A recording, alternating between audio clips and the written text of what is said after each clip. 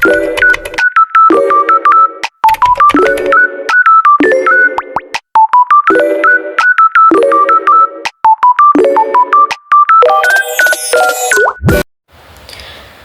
di sini saya akan menjelaskan tentang teori difusi inovasi. Jadi, pengertian teori difusi inovasi sendiri itu adalah suatu proses penyebaran atau pengkomunikasian ide, praktik, atau objek yang dianggap baru atau inovasi dari suatu individu atau unit pengadopsian ke individu atau unit pengadopsi lainnya dalam suatu sistem sosial melalui saluran komunikasi tertentu dalam jangka waktu tertentu. Intinya, teori ini membahas bagaimana gagasan atau teknologi baru menyebar dan diadopsi dalam suatu kebudayaan. Teori ini sendiri diperkenalkan pertama kali oleh seorang sosiologi Prancis yang bernama Gabriel Tardet pada awal abad 20 dan pada saat itu ia memperkenalkan kurva difusi berbentuk S.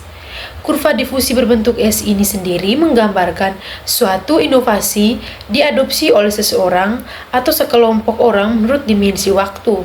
Dan selanjutnya, teori ini berkembang sesuai perkembangan zaman dan diaplikasikan pada bidang-bidang atau kontemporer seperti bidang pemasaran budaya dan lain-lain. Nah, pada tahun 1960, teori difusi inovasi dipopulerkan oleh Everett M. Rogers melalui bukunya yang berjudul Diffusion of Innovation. Nah, proses difusi inovasi itu sendiri melibatkan beberapa tahapan yang dilalui oleh individu ataupun organisasi dalam pengambilan keputusan mengenai inovasi.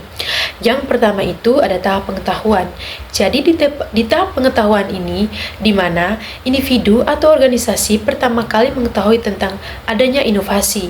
Mereka mencari informasi mengenai bagaimana inovasi tersebut berfungsi dan apa manfaatnya. Tahap kedua itu ada tahap persuasi, di mana individu atau organisasi mulai membentuk sikap positif ataupun negatif terhadap inovasi. Mereka mencari tahu lebih dalam tentang keuntungan dan kerugian inovasi tersebut.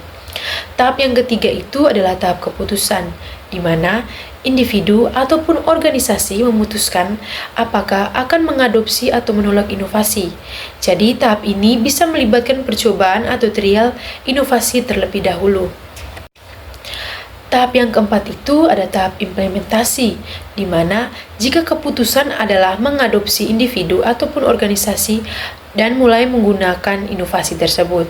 Dan yang kelima itu ada tahap konfirmasi, di mana individu atau organisasi mencari penguatan terhadap keputusan adopsi yang telah mereka buat, atau justru mengevaluasi jika inovasi itu tidak sesuai harapan. Yang berikutnya ada 4 elemen difusi inovasi. Yang pertama itu ada inovasi. Contohnya itu seperti penggunaan aplikasi mobile banking. Dan yang kedua itu ada saluran komunikasi. Contohnya itu seperti penggunaan media sosial seperti Instagram yang digunakan oleh perusahaan untuk memperkenalkan produk skincare terbaru kepada khalayak luas ataupun media massa. Namun, untuk meyakinkan seseorang agar mencoba produknya, jadi dilakukan promosi dari teman dekat ataupun saluran interpersonal akan lebih efektif. Yang ketiga itu ada jangka waktu. Contohnya itu seperti adopsi penggunaan kendaraan listrik, di mana sebagian orang langsung tertarik dan membeli, sementara lainnya itu butuh waktu lebih lama untuk mempertimbangkan biaya, kebutuhan, dan kepercayaan terhadap teknologi.